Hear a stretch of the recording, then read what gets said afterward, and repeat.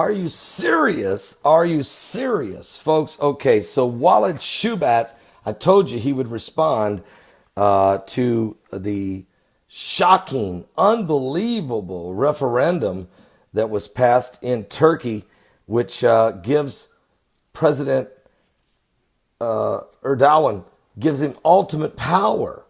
And they're even now calling on all Turks to worship Erdogan as God. Are you serious? It's in the referendum. It's a blow your mind, but while Turkey decided to resurrect the Ottoman Empire on Resurrection Sunday by giving President Erdogan unlimited powers, Erdogan's main mouthpiece, the guy which is kind of like his false prophet, Yeni Safak, now declared that all must literally obey Erdogan as, quote, God, the Holy Spirit, unquote, and also as the Caliph. I told you. He believes he's the one. And while protests erupted from the opposition rejecting the referendum. Now, also, the decades ago, Walid Shubat said that Turkey will produce a man who will be hailed as God and that the United States will initially support him. Many people scoffed Walid Shubat when he said that.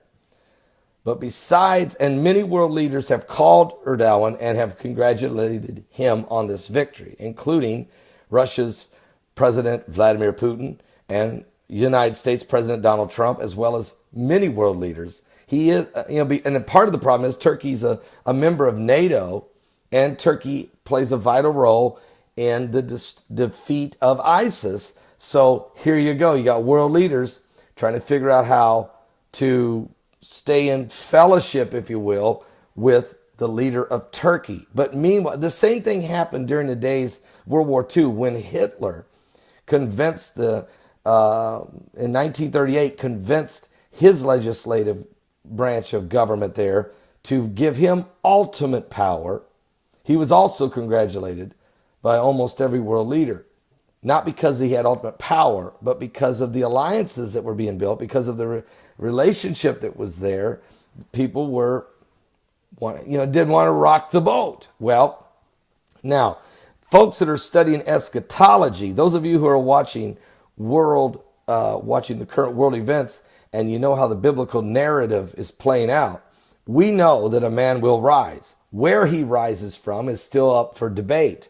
But I've told you that Walid Shubat has always said there will be a man that will rise from the region of Turkey, Greece. Okay, because one time Greece and Turkey was, right now, Istanbul used to be called Constantinople, okay, under the Grecian Empire. Okay, but besides the many who have focused on Donald Trump, calling him King Cyrus, and you guys have heard that said many times, reports from Turkey is much more alarming than that. Forget about the fact that Trump is a King Cyrus trying to help Israel, trying to make America great again, trying to be the strong man to help the evangelicals and the Christians and defend them while he defends America.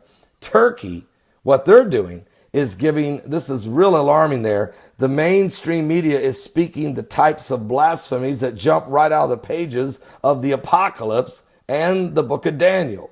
Matter of fact, with the expected victory, Yeni Safak's journalist, Erdogan Yildirim, said on Resurrection Sunday, begin publishing the cult of Erdogan, proclaiming him as part and parcel of God himself, saying that Erdogan is now, quote, the Holy Spirit and the Caliph, who needed to be trusted and obeyed, while the Ottoman Empire, Ottoman Turkey, resurrects from the dead.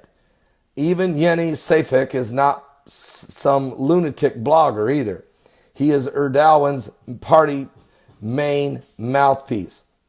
So what else will spring out of the pages of the Apocalypse or the book of Revelation? Israel announcing that they will rebuild the third temple? Well, I've been telling you that for a long time. That is, and I've been on top of that probably more than anybody in the world, really.